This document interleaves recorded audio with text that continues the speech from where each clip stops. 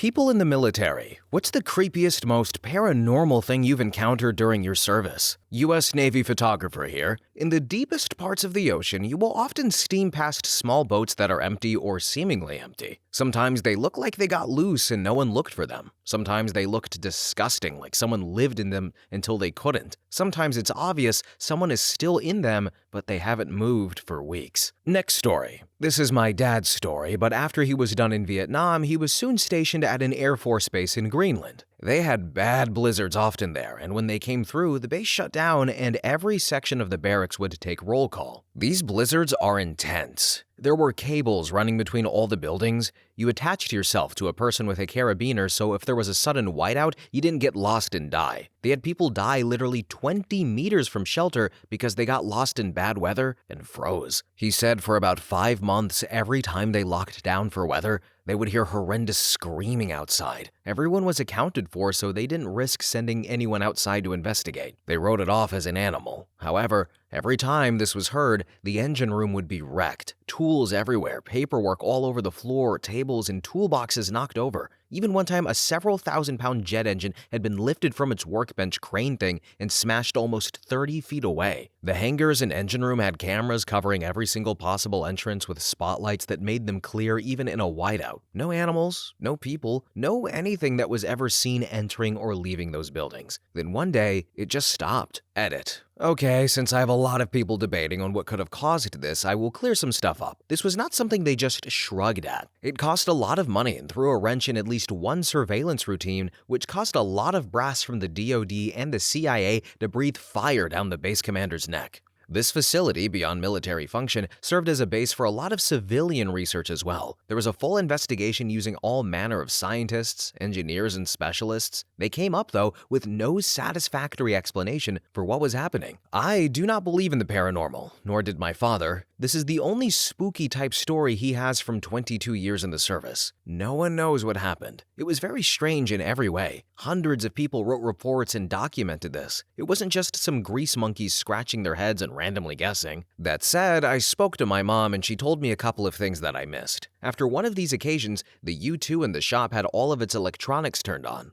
Many of the systems in this plane were specially built for this airframe and this particular cruise mission. These systems were complex and archaic. Very few people knew how to operate this machinery, and the only ones on the base that could were 2 engineers and its crew. It wasn't a simple matter of hitting power buttons and flipping switches from on and off. Then, another time, 3 barrels of hydraulic fluid vanished and were never found. They doubted the screaming noise was wind because it came in short, irregular bursts, and winds never produced those sounds again. They theorized it was a polar bear, but if it was, its coincidental timing was extremely uncanny. Lastly, Control picked up a bunch of weird interference and anomalous readings that, again, had the uncanny timing of happening only when this was going on. They were never able to reproduce these errors in a controlled manner. Thank you guys for reading. Edit number 2. Okay, since I'm still getting a stream of people saying I believe this was something supernatural or aliens or something, no. What I am saying is that the best possible explanation is a series of many unrelated,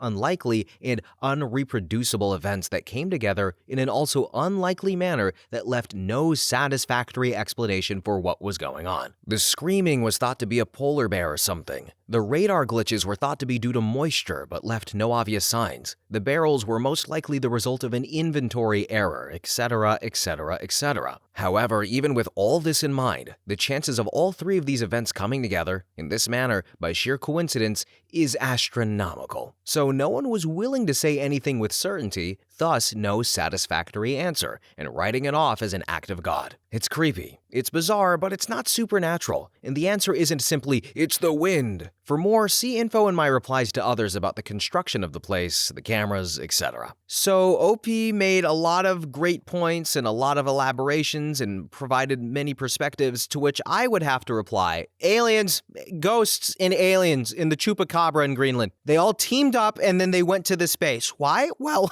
it's kind of obvious, guys. I don't want to insult your intelligence. Anyway, next story. So, creepy at first, ended in a facepalm.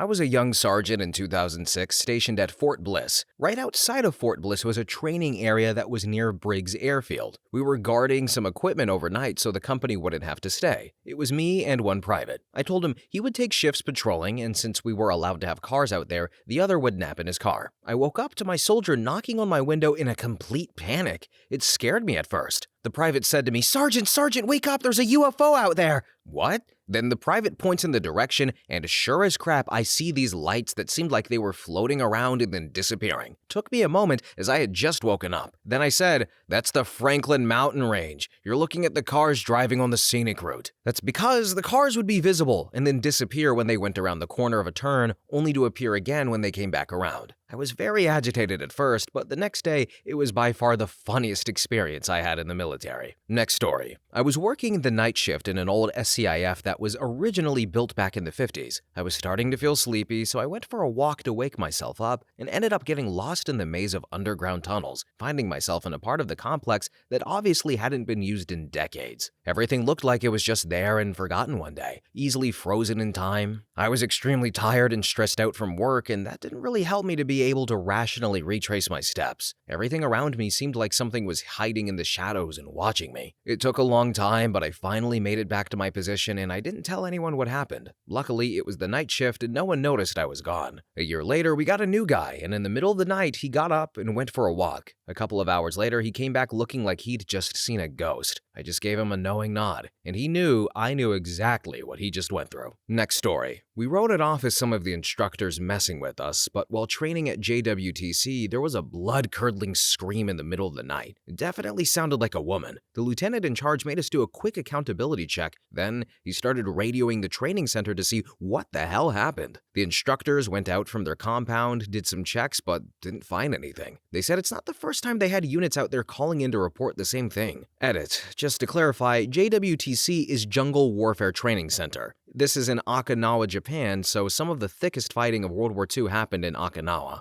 Okay, everybody, I just want to take a moment to applaud OP here for actually elaborating on what a military term is. If you watch these videos, I have mentioned how lawyers, medical professionals, and those in the military on Reddit don't like to elaborate on what things are sometimes, and it pisses me off. So thank you for telling me what JWTC, Jungle Warfare Training Center, is. Anyway, next story. So, is a dude vanishing spooky enough? I was on one rooftop on post with another Marine, and on the building next to mine was a dude smoking a cigarette. I looked to my partner to mention it, but when we looked again, he was gone. The roof access door for that building was very rusty and loud, so there's no way he snuck out in those few seconds it took to get my partner's attention. Next story. One time at an Air Force base in the Rock, we had a power outage at nighttime. All of us walked out of our hangar door to see what the problem may have been, and we saw a very, very large triangular shape passing over our hangar. It was a clear moonless night previously, and when we went outside to look around, we noticed the stairscape being covered, then slowly uncovered. No sound associated with the event other than the normal sounds of the location. I'll never forget. Next story. Used to be F-22 avionics for the USAF.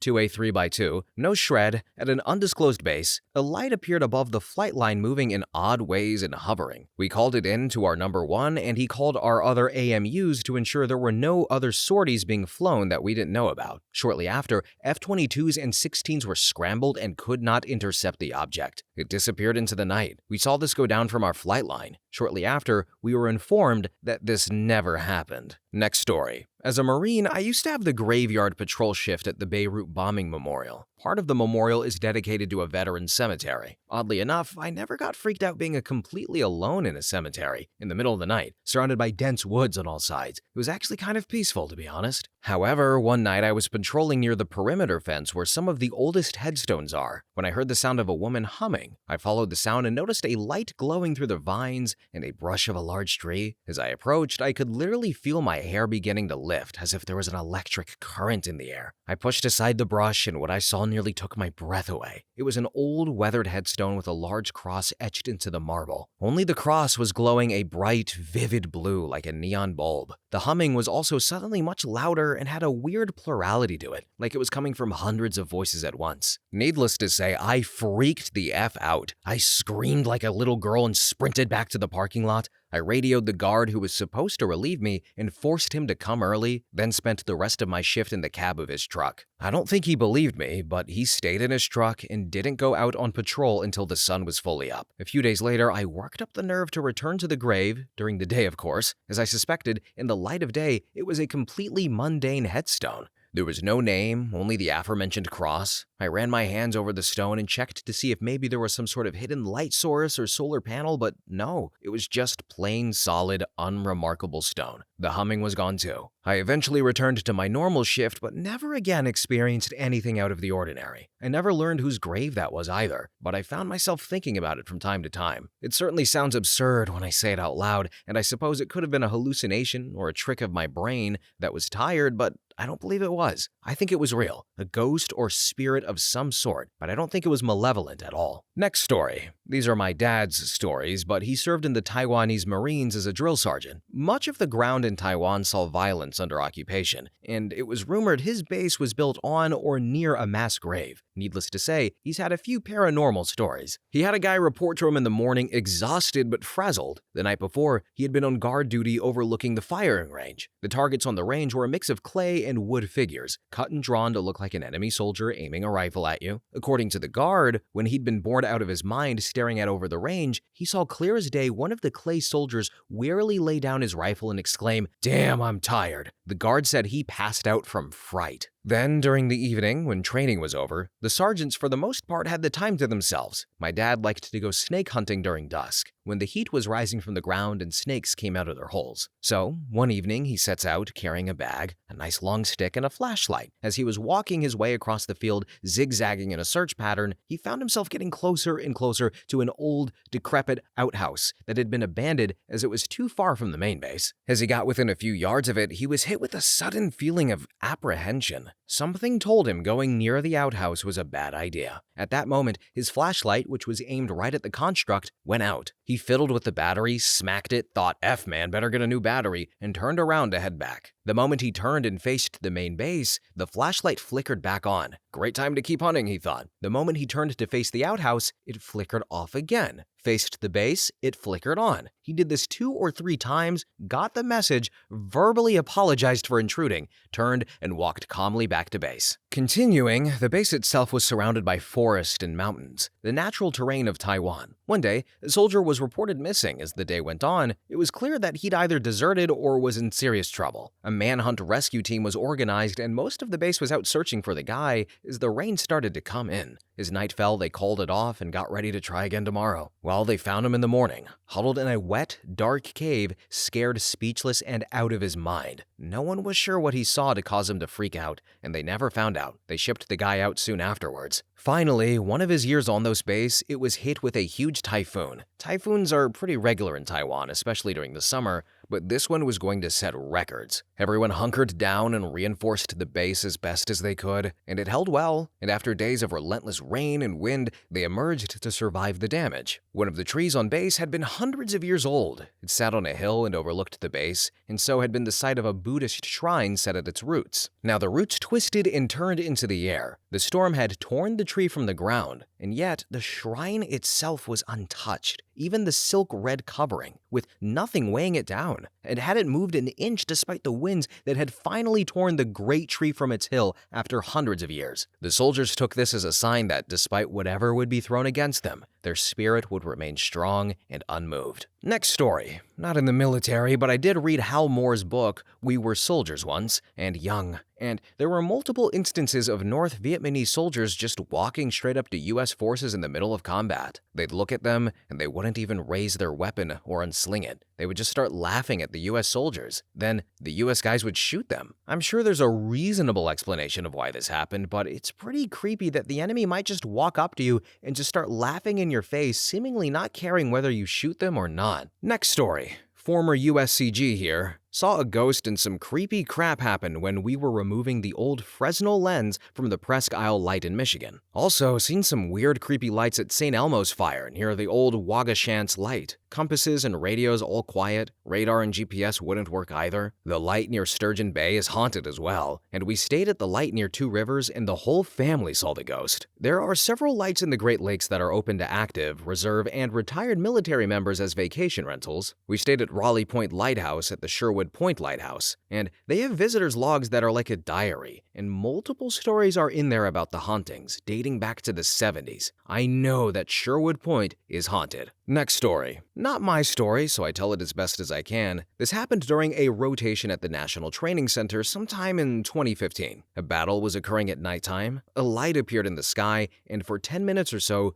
there was silence. This may not seem too interesting until you look at the numbers and statistics. You're looking at massive amounts of people and equipment during a rotation, constant radio chatter, vehicle noise, people talking, etc., and just suddenly nothing. Then the light seemed to make a couple of strange turns, one being around 90 degrees, and split and disappear. Next story. Navy. When I was in Groton, Connecticut for basic enlisted submarine school, I was roving the barracks at nighttime. I had a UI, under instruction, so I was showing him the ropes. What to check and how to check. It was mainly fire extinguishers and secured doors. Well, on the second or third floor of the barracks, there was a recreation room with a TV and chairs and a piano. Mind you, everyone was asleep and it was 0200 in the morning. Well, I decided to go see if I remembered how to play the piano a little. We decided to continue to finish the patrol, so we started walking down the hall when we heard a single piano note go off. We both heard it while I was in mid-conversation, so we kind of looked back. And then we both looked at each other to see if we both had heard the same noise. We shrugged it off as our imaginations running wild. But as soon as we got to the end of the hall and opened the door to the stairway, a sharp keynote was heard coming from down the hall in the direction of the room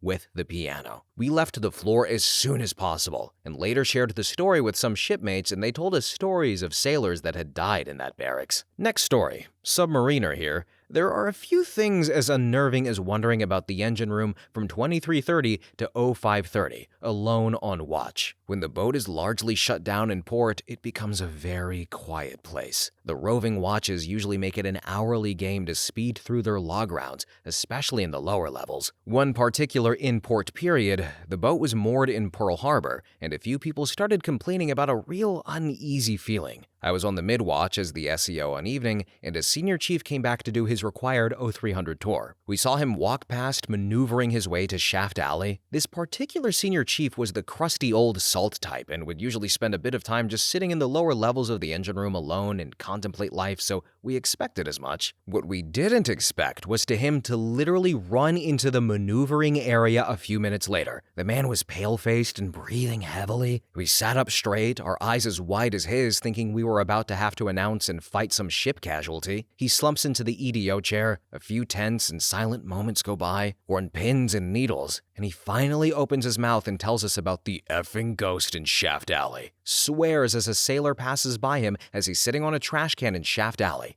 His first response was to call out to the guy to see who it was, but then he realized this guy isn't dressed right. He describes what this guy was wearing, the old World War II naval uniforms, so he quickly catches up to this guy, and he does. Catches up to him all the way aft. The guy turns around towards the senior chief, looks right at him, then turns away and literally walks through ass end of the boat. And it's now that the senior chief decides it's time to leave Shaft Alley, and promptly does so. Swears up and down that he knows what he saw. I sure as hell wasn't about to leave maneuvering that night to find out for myself. Next story. So, I used to be stationed in Fort Irwin in California. It's a long story, but there is a 30-mile road that leads from Barstow, the closest town, into the base, which is in a large, empty desert. There are dozens of crosses along the road leading into the base from soldiers and families of soldiers who have had accidents on this road throughout the years. Anyways, a buddy of mine who was my platoon mate and I were driving back from the mall in Victorville one night. As we entered the starting stretch of Fort Irwin Road, I noticed some fresh, bloody tire marks leading off the side of the road,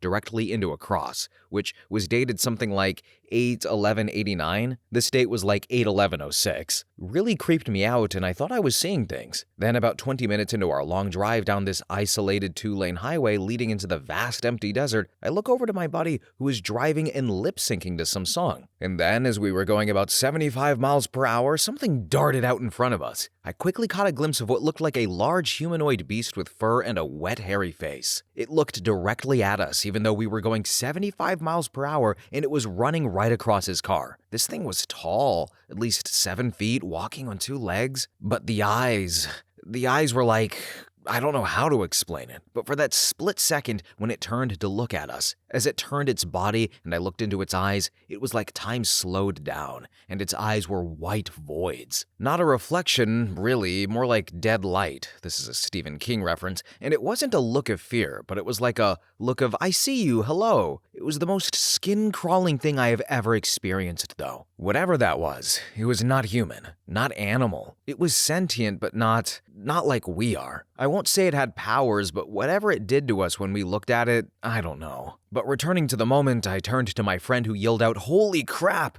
And then, it ran off to the other side of the highway. My buddy thought that we almost hit someone, so we stopped and got out to check whatever it was, but it ran off into the empty desert night. And then he began to repeat, large, hairy, bird? No, not bird, bear. Bear, no, what was that?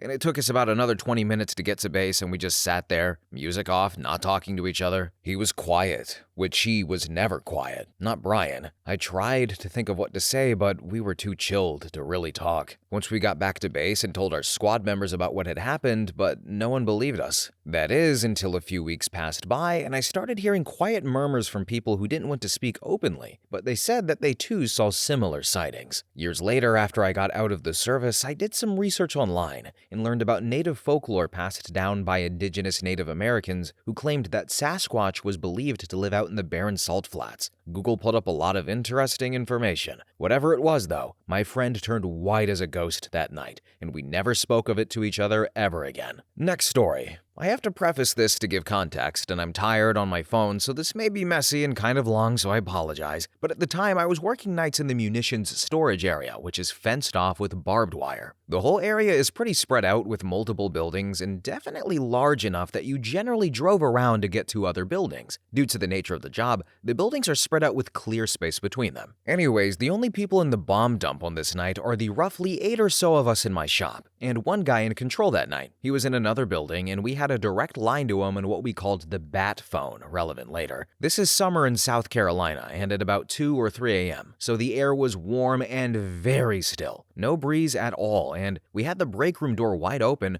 while we watched a movie. We were on flight line support standby and nothing was going on. Now, the rumor was the small building we worked out had been built by German POWs during the war, and I know for a fact that there were some there back then. It was small, with a main break room, small dispatch office through a doorway, and a couple of offices off of that one. There were 2 doors, one in the break room and one on the same side of the building in the dispatch office, roughly 20 to 30 feet away from each other. Both had push bars on the inside, but only the break room door could be opened from the outside, as the dispatch door's external latch was busted and only the internal bar worked. Well, all of us, minus the guy locked down in the control building for security, are in the break room, when suddenly ka-thunk, loud as crap from the dispatch door in the next room. It was like someone was rushing through, slammed the push bar, and the door swung open, then swung back shut after a couple of seconds with a slam. We all looked at each other like, what the hell, and started to check it out.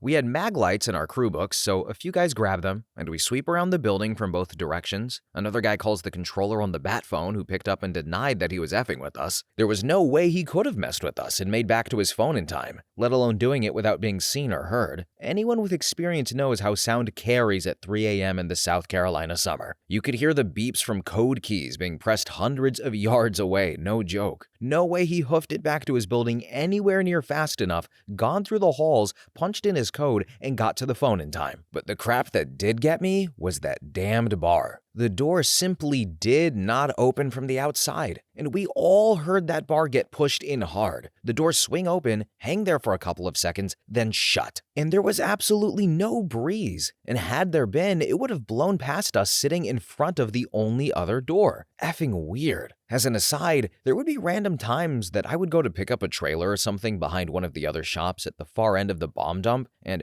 as soon as I stepped out of my truck to do my inventory, I would get a super bad vibe. I'm talking the heebie-jeebies like no other, and as best as I can describe it, it felt like something was right above and behind me, and I just hated being there. Just seething anger, rage, and hate, and it wouldn't go away until about 15 minutes after driving away from that building. One night, another driver who had arrived there shortly before I had for a trailer asked if I had a weird feeling there, which sure as crap I did, so I know at least once someone else corroborated it. All of this was on mid-shift though, which was 11 to 7:30 a.m. I heard a few other people's stories about weird crap that would happen at night, but since they aren't my stories, I can't vouch for their veracity. The only other thing that happened to me there was, I swear I caught the clear silhouette of a guy walking in an open field between igloos. As I turned to punch my gate code in the corner of my eye, I distinctly caught the motion of two legs and an arm sticking out, like someone mid-stride. When I turned back, it was just an empty field. That one could have been just my mind playing a trick, but man, that place could be effing creepy. It's been damn near 15 years, but it still gives me chills to think about. Next story. One of my drill sergeants actually has a creepy story from one of his Afghanistan deployments. He was infantry, so being in the field and out of missions for multiple weeks wasn't common. One night, while sleeping in a fighting position he dug, he felt something nibbling at his feet. He woke up and kicked it off, and what he saw wasn't any type of marsupial, but a little humanoid figure he could only describe as looking just like Gollum. But being in the field with little sleep, he chalked it up to just seeing things. A couple of days later, he and another guy on watch, and the other guy pointed out something and said, "What the F is that?" and pointed at a stone wall in the distance. My drill sergeant looked through his binoculars, and crawling across the top of this stone wall was this exact little humanoid creature he had encountered a few nights before. Next story. Civil servant here. My squadron is in a secretive installation that is attached to a base in one state, but is under the command of another. Anyway, the entire place is haunted as hell. Amongst many weird paranormal things I've experienced, my favorite by far is seeing long-dead pilots or aircrew literally flight-checking their birds. It's fascinating and rather sad. They are totally in their element. They disappear quickly, but I've noted uniforms from several different decades and branches. It used to freak me out, but now it's just a thing. Everyone just accepts it like it's normal. A lot of the maintainers see them. It's only creepy when I'm in there alone super early in the morning before the sun is up. Some of them glow almost. Trip out. Next story. So I'm currently stationed on an aircraft carrier commissioned in '77. There is never a lack of creepiness on that thing at nighttime. I work security on it at night, and we rotate from nights to days every so often. I remember one night my buddy was heading up to the flight deck with a rifle from where our armory is, first deck, up to the flight deck on 04 level, which is a 5-story difference. It is a lot of distance to travel alone at nighttime. So he gets to a certain part of the boat that's almost pitch black, 1 story down from the flight deck, and he hears these footsteps behind him. He looks back and no one is there. So he picks up the pace, and as he does, he hears the same footsteps. He looks back, and this time he sees a dark figure about 30 feet behind him. At this point, he's like, F that. Switch turns on, and he starts briskly jogging. He then hears the footsteps also pick up the pace and run after him. Then he dead sprints up the last flight of stairs up to the flight deck and hustles over to where we are on the front of the ship. He's white as a ghost and tells us what happens, and we stay away from that area of the ship now. Other than that, down on the 7th deck of the ship, second to last deck before you hit the hull, there are munitions storage areas, basically where we keep our bombs for planes. Well, back in the day, a little girl falls down one of the ladder wells, which is legit a 6-story drop to the bottom. She ended up dying. There are chains and various other items that can be moved, and they say at nighttime, if you're not paying attention, zoning out, she'll come by and rattle the chains hanging from the ceilings and move things. Then the fantail, which is an area that is outside the ship, looks over the water on the back of the ship. There are multiple ghosts that F with 2 lookouts that stand watch out there. One of the ghosts is a little girl. You'll hear her giggling. Then a bouncing ball will bounce on the deck out there. Then a splash in the water. There is also a ghost that will come to you as you're nodding off on the watch. He'll be in his dress uniform. He'll tap you on the shoulder and say, "Don't report this." Then he'll jump into the water. Other than that, it's always a constant feeling of being watched at nighttime if you're alone in certain areas. Only other story I have is the time I played with an Ouija board, but that's a long story. Next story. Fort Carson during Warhorse Strike around 2015. It was the last day of a 2-week field problem. We were all packed out and ready to go home, but couldn't do so until the next day because our good friends in the Arty battery lost a pair of see-in-the-dark flavor MREs. Naturally, we were all out of dips, smokes, caffeine, and from our location could see our barracks near the helicopter field. One of our "I'm retiring this year, F all of this" E8 types who was fiending for some nicotine arranged a night patrol. We would do a nighttime tactical movement to Gate 20 where we would secure a target of opportunity in the form of his wife slinging a few logs of Cutter's Choice, some Great Value Edition Red Bulls, and a couple of cartons of crappy Pall Malls or something as equally as cheap over the gate for us to recover, and be back before sunrise. So off we marched, fueled by addiction and boredom. And for those at Carson, by the way, I believe it was TA7, along the road just beyond the north ridge of the impact zone running east-west. Continuing, this training area was our backyard. We did ruck marches and similar exercises here almost weekly in the nighttime, day, and every time in between. We were not sleep-deprived as we were just waiting for Arty to un-F their lives, and by all means, this should have been a cross the valley and get on the parallel trail kind of operation. In the bed of this valley, there was a stream. It was early fall and it was largely dry. Sound carried and smell was dampened. The night was crystal clear, slim waning crescent of a moon, and pretty limited illumination. But hey, we had looky darkies on. The very moment we crossed this stream, though, we are hit by the most repugnant smell. Not a skunk or a wild unwashed animal, but the kind of smell that is only associated with meat gone bad. It's not uncommon to find dead deer and the like out there, but we'd been training in the area all week. There was nothing here the entire time, and this is the kind of smell so you wouldn't have missed had you tried. Like some advanced decomposition crap. But we wanted our drugs, so we pushed on, writing it off as a dead animal. The forest surrounding the tree was about 200 meters across, only taking us a few minutes to pass through. Myself, being the other NCO in this party, was at the rear of the train to make sure nobody got lost in the dark. So I've been followed before. I hunt and enjoy being alone. When you get that gut feeling that someone is watching you, though, there is no logical explanation.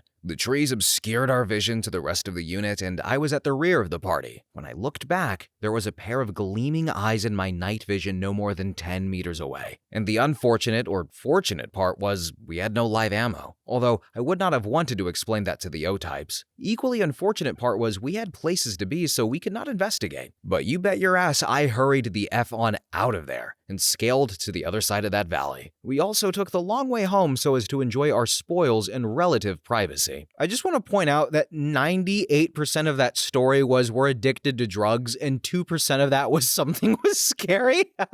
Words, something scary. Words. All right, the end. Next story. So I've posted this before, but it's relevant here. My post will probably get lost since this thread is already kind of old, but here's mine. Back in 2012, I was lucky enough to be a private in the army in Afghanistan. I won't bore you with details, but I meddled with the radios on a small team in a pretty remote area on a combat outpost. We conducted 24 operations, and one night we got this very weird transmission. It came in pretty strong, and we couldn't determine from what direction it was coming in. However, what truly made it odd was what was being said. Now, I'm no linguist, but I know enough about different languages to know this wasn't Pashtun or Dari or even English for that matter. It was straight up Russian. This is when red flags started going up and we began to make phone calls to our operator center and began to wake people up. We had a recording device and managed to catch most of the broadcast before it stopped completely. We didn't have any Russian linguists with us. We had no idea what was going on. We sent a copy of the recording, though, over high side to get information translated. I knew one of the warrant officers in my unit was also a Russian linguist back from the Cold War era and had him have a listen as well. He was a bit rusty, but got the general gist of the message. It was a distress call asking for help, that their base was being overrun and being attacked. This was even more confusing as there hasn't been a Russian base in Afghanistan since their occupation.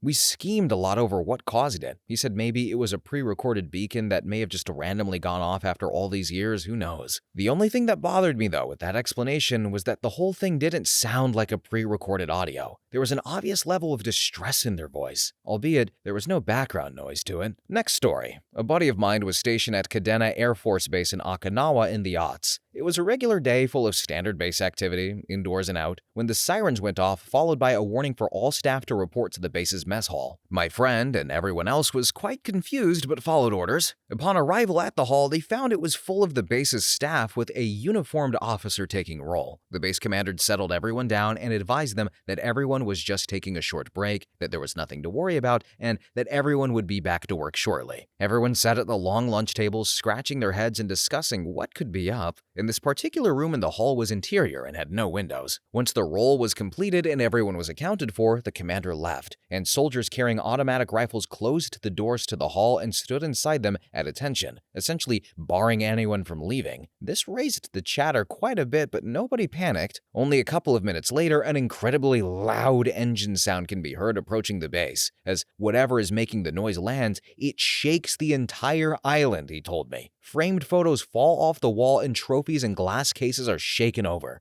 The engine hums and shaking, then ceases. Chatter again rises sharply as speculation about what the hell's going on increases. After about an hour, the noise starts up, and the island shakes again as whatever it is takes off quickly and fades away. Shortly after, the base's commander enters and says everyone can get back to work, warning them not to discuss today's break and to simply forget about it. When I asked him what he thought it was, he immediately suggested that it was some kind of classified Skunk Works spy plane, maybe the Aurora, needing to land for emergency repairs or refueling. Of course, he said. Since they kept us all from seeing it, I'll never truly know. Next story. Supernaturally, I can only think of what was rumored to be some haunted living quarters at Duke Airfield, an adjacent site to Eglin Airface Base down in West Florida, and spending some time there on sweet detachment to the Air Force's security during early Iraq War. Anyway, was coming out of the bathroom in that living quarters on a break. I don't even say latrine anymore, wow, it's been a long time, and saw this young woman that just looked like she was tired and disgruntled at something. The look on her face, the way her hair was a little bedraggled, the wrinkles on her clothing. Saw her go left, the same way I was going to head outside. I turned the corner, didn't see her. I went outside, didn't see her. Couldn't have been 10 seconds behind her.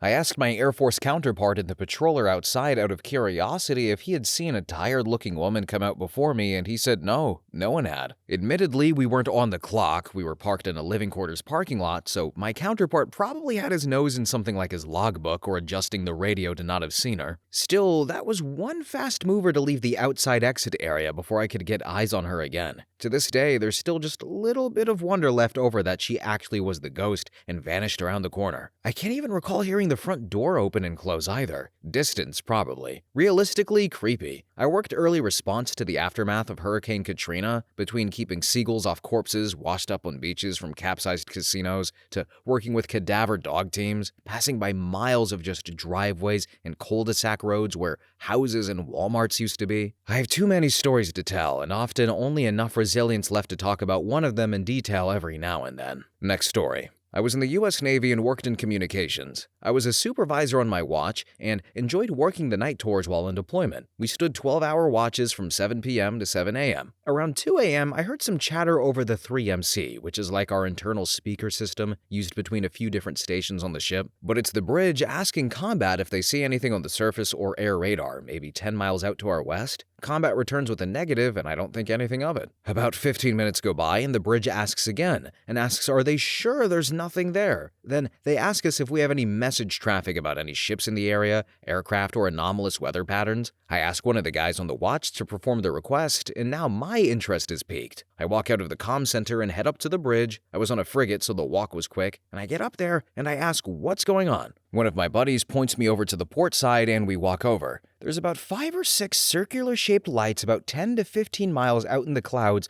pretty large. They aren't moving or flying around, but just looking stable. These lights are also casting light downwards on the ocean, and you can see the light refracting back at the water. From what we could see, it didn't appear to be lights shining up from the water because they wouldn't pass through the clouds. The clouds also weren't super thick. It was lightly overcast, and it was the middle of the night with no other light pollution on the water. There was nothing in message traffic about any ships, subs, or aircraft in the area. We were hundreds of miles from land, and the last report of any unusual weather patterns was a water spout that was huge a few hundred miles away. We tried to take pictures with our onboard digital camera using a long exposure, but we couldn't capture the phenomenon. After about 90 minutes, minutes, the light slowly faded and then completely disappeared. I'm sure there's some sort of weather or atmospheric condition for what we saw, but for all intents and purposes, it fit the description of a UFO, unidentified flying object. Next story was in Iraq in '06. My month was up to rotate to the FOB for guard duty. We used it as a break from patrolling the city we were in. The place was called Baharia, and it was a massive compound that Saddam Hussein's son used to SA and torture women. Supposedly, we never actually looked it up. But the guard tower was 2 stories high, and you had to use a metal spiral staircase to get up to the 2nd floor. One night, about halfway through our post, me and my buddy are bullcrapping to pass the time, and we hear someone sprinting up the stairs in full gear. It was loud. We quickly grab our helmets and put them on while I flick my cigarette out. We wait and wait. Slowly, I turn around to look at the stairs and grab my Surefire and saw no one is there. I tell my buddy I'm going to go look and make sure the cog isn't lying in wait. I make my way down the stairs to the entrance of the tower and use my Surefire to look down the road in front of me and to my right. No one is there. No truck snuck up on us as no Gator vehicle was outside. The walls on both sides of the road leading to our tower were 20 feet high and had broken bottles at the top, so we know that nobody climbed over. Tower 5 was also at the corner of a compound that was miles long on each side. I went back upstairs and I told him I didn't see anyone. He didn't believe me and checked himself. When he came back up, his face turned white and we sat in silence the rest of our shift. We always traded when we could to not go back up there. Next story. Alright, hope I'm not too late here, but I have a buddy who told me a story that he probably made up, but it makes a great ghost story nonetheless. I'll recall the story to the best of my ability, but I will not be able to do his story justice since I haven't heard the story in a few years. This is all classified according to him. He was stationed at a base in the Middle East somewhere. The base was surrounded by a wall that had guard posts at various locations around the wall, and 1 or 2 other locations that soldiers would keep post, including barracks. There was also a big abandoned warehouse on the base that was not being used. It had huge heavy doors that opened outwards from the middle, which were always closed. Soldiers had to walk past this warehouse when switching post. Well, one night when my buddy was in his barracks, gunshots went off. Everyone rushed to go get geared up and go figure out what was going on. Once they figured out the gunshots came from inside the base, they went to the location of the shots. 2 soldiers were posted up, guns pointed to the old warehouse, and they were freaked the F out. One of the doors to the warehouse was pushed slightly open. They yelled at the 2 soldiers to see what the F was going on, but the guys didn't budge. They said that something big and black was just ran inside to that warehouse. Once they calmed the 2 guys down,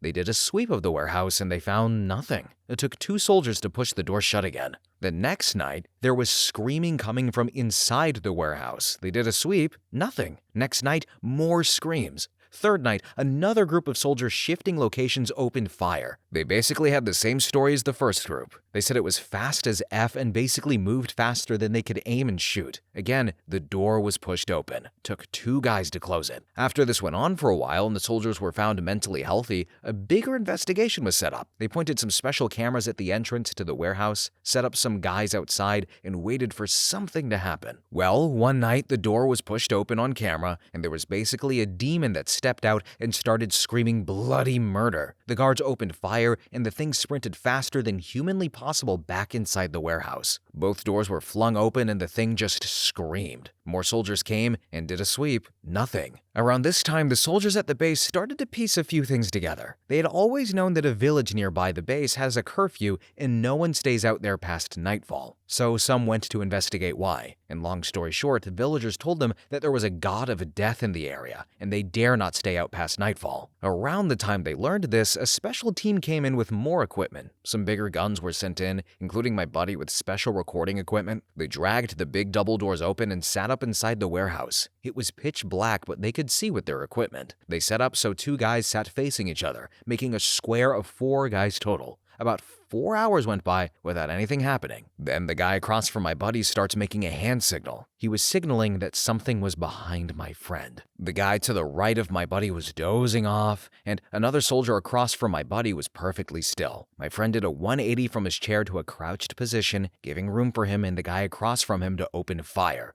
He said when he turned around, he just saw this humanoid demon around 9 feet tall, piercing eyes and menacing as possible. When he opened fire, the thing was so fast it basically teleported to the side and up the wall until it was on the ceiling. They continued to open fire, but the thing was fast and kept appearing behind each of the soldiers, endangering them. Eventually, the soldiers got the equipment and they abandoned the building. Their cameras apparently captured everything, though. My friend was debriefed and told to never speak of it again, and the building was demolished. The villagers related the demon to an old mass grave near the base, which, after the events above, was dug up, and everyone was given a proper burial. I, without a doubt, did not recall everything correctly. His vision had way more detail. The way my buddy tells this story is so convincing and detailed that it's hard not to believe him, but the story is so incredible that it's hard to believe at the same time. I wish I could get him to type it out for y'all, but it was simply amazing. Next story. I was in the Navy from 2001 to 2006. I saw some messed up things, but this one took the cake. I was stationed in Norfolk, Virginia, and at my squadron, our supply officer, Supo, was this really nice guy. Bit of a nerd type, but overly really chill and down to earth. Always went out of his way to help provide and would always give us extra gear if we asked. I'd even been to his house a few times for cookouts just to hang out. He would take leave a lot though, and often leave on Fridays. Around the same time, 2004 to 2005, the local PD had a crazy investigation on their hands. Suitcases full of human body parts were either washing ashore or being found on the side of the road. Nobody could figure out who was doing it or why. I mentioned this because a few weeks go by and an all-squadron email had gone out saying the Supo's wife had gone missing, and if any of us had seen or heard from her or had anything about her whereabouts to report it immediately. Of course, nobody comes forward with any info because nobody knew he was married. I've been to his house and never saw any photos of him with his wife. To me, it seemed like a typical bachelor pad. Anyway, a week goes by and police search teams find a body in the woods and it's confirmed to be her. It's all over the news that they found her, and when they interview him, he's stone-faced. Like, zero emotion at all. After a lengthy investigation, he confesses to killing her and dumping her body in the woods. He also confessed to putting one of the suitcases of body parts on the road, but not any of the others. But this shook me up because I felt like I knew the guy pretty well. We joked around a lot at work, and he just seemed like such a normal guy. Next story. Nothing paranormal and nothing too creepy either, but during deployment to Afghanistan, I think pretty much all personnel went through Kyrgyzstan Manas Air Base. The boundaries of the base are soft and mostly was just fencing. You could see the nearby forests. The place looks like what you think of when you think of Transylvania. On the way from the airport to the base, there are a lot of old Soviet-style gray buildings. I specifically remember thinking to myself, if I wanted to torture someone, this would be the place to do it, in one of those buildings. So lo and behold, when the whole CIA torture thing came out, one of the locations they tortured terrorists at was near Manas Air Base. I probably looked at a building where some sorry a-hole was being waterboarded or stuffed into a cupboard. Not that I particularly cared, but yeah, that's my bit. Next story. Not US, but here we go. My grandfather was a pilot in the Turkish Air Force way back. As being part of NATO, they sent him to Canada to attend Air Force Academy. Just to give you some context, he is a very uptight and serious person. Often the reason being a soldier comes into play. He is the reason why I know a lot of astrophysics. He guided me to science and facts his entire life. Rest in peace. Anyway, he told me that he and the rest of the school building, including the flight instructors, witnessed a UFO hovering above the main building. He said it came too close to the ground that it was basically impossible to not notice it. Then, just as baffled as people are, UFO shot straight up almost instantly. Must be pulling G-force that would easily kill a human being. As for me, I've never seen a UFO with my own eyes. Every object I've ever seen in the sky had an easy explanation. Some took longer to realize, but now it comes to me very naturally. I'm a little skeptic about the whole aliens visiting Earth thing, but science says it is not impossible. Fermi's paradox can easily be solved. Edit. I just spoke with my mother, and she gave me some more details I couldn't remember. It was during the winter of 1958 to 1959, and after the meal. My grandfather, he didn't like to talk about these things in general. Only after I pushed him harder and he spilled some more details, but I forgot some of the details. Thanks, Mom. Next story. I wish I could remember the specifics of this story, but I'll try to recount as best as I can.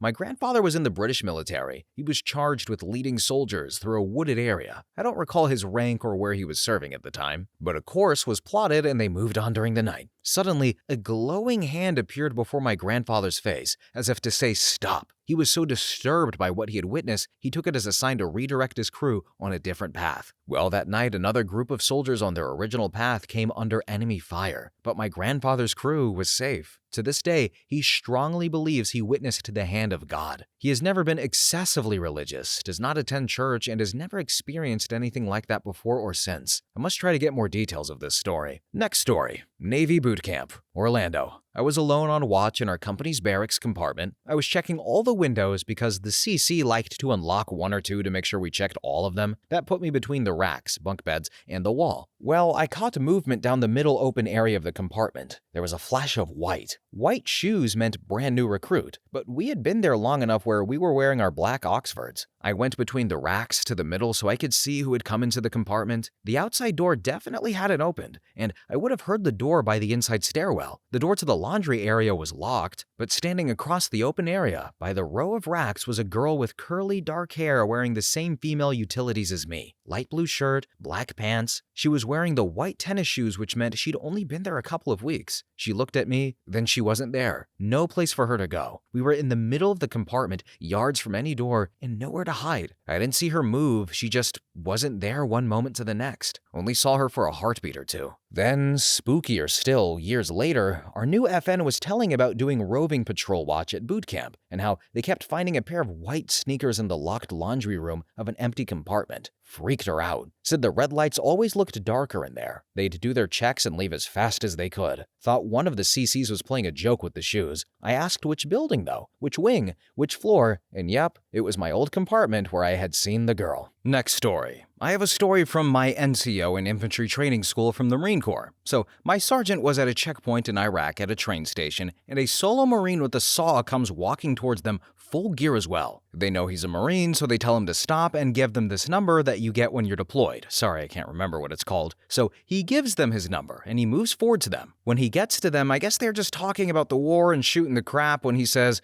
"Gotta get back to my guys," and walks away. Finding that extremely strange that a Marine would be solo like that in a war zone, they look up the number they gave him. Well, the guy was deployed in the cycle before them, and not only that, but it showed he got killed in action. He said it was creepy as F, and it happened to other Marines there too. My sergeant said weird crap happens in war. I heard this story in 2012, and I'll always remember it because the way he told it. Some of our NCOs rightly effed with us, but I know this sergeant was telling the truth. Next story. I was a corpsman stationed in Okinawa between 2014 and 2016. There was a lot of stories about Oki being haunted as crap. I heard a lot of Marines tell me about episodes of sleep paralysis where they'd wake up at night unable to move, with dark figures standing over them, or more often women. Camp Hansen was particularly haunted, or so they say. I worked ambulance services there, and there was a particular barracks building, I can't remember the number, that received quite a few calls while I was there, if possession-type incidents, where Marines would suddenly become extremely violent and begin screaming about demons to the point where it would take about 10 people to hold them down.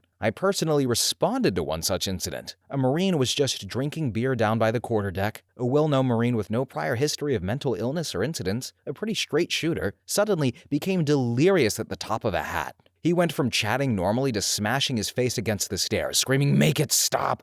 I arrived on scene and he was being held down by at least 8 or 9 people. He was thrashing wildly, contorting like something out of the effing Exorcist, trying to smash his head back against the floor, all while repeating, "Make it stop!" And I did my job, and I got him to the ER. I can't say for certain whether it was supernatural, as there was a big drug problem at the time as well, spice, cough syrup, OTC crap you can find in Japan, and I do believe he tested positive for rhinomycosis, which can cause confusion, but this was really acute, like at the drop of a hat, not gradual in the slightest, but I don't know. So, fellow viewers, do you guys think about the fact in 50 to 100 years from now, people are going to be telling these same stories but while stationed on the moon? Because the moon's haunted, guys, okay? That's just fact. We all know this, come on. But on a more serious note, I really liked doing this video. I don't think I've ever recorded for this topic before. We've gotten military, we've gotten paranormal, but we've never gotten a mixture of the two, really. So I was glad to do this one. Hopefully you guys enjoyed it as well.